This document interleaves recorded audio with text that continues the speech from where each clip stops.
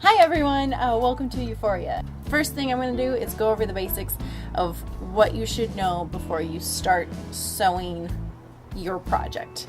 Just guidelines before you even start sewing, make sure you do these steps. All of the bodysuits I make, I 90% sew on this machine. It's called a serger. I'm using the Juki MO644D. Before we start even, we need to open up our machine and grab our compressed air and just blow out all that fuzz. If you don't take care of your machines, it can really gum up the process. So this is usually used for, keyboards and stuff, but it works really good for getting in there and blowing out all the yucky stuff. I've got these little paint brushers. They clean up dust really well.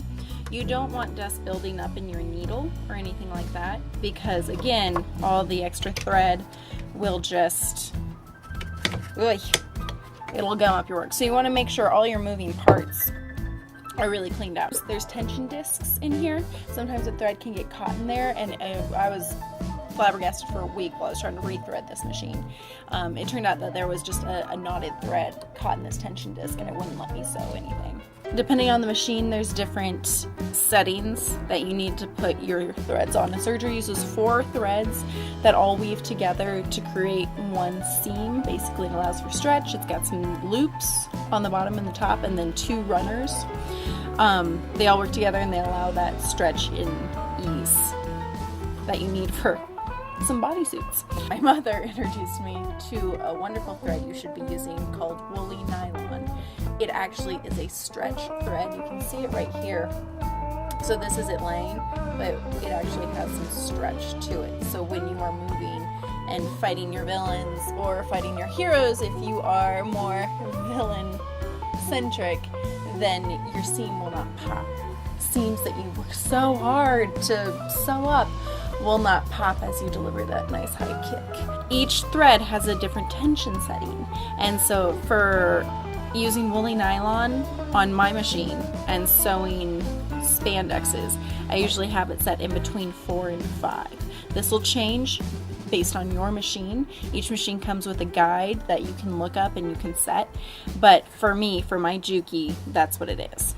This is oil. This is one of the most important parts. That was, again, going back to my mother, she would always yell at me, "Bridget, you need to oil your machine or it's gonna die on you."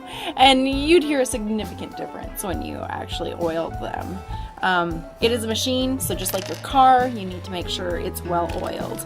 A lot of times, like this machine has a guide at the base on how you actually thread your machine, and then it has a guide on where you oil it. So for this, it only has a couple places, but it's important that you put a couple drops of oil in those places before we even get started. That is the basics.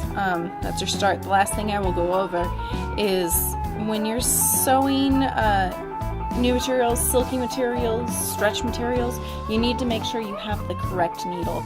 I can't emphasize enough how important a stretch needle is to sewing stretch garments.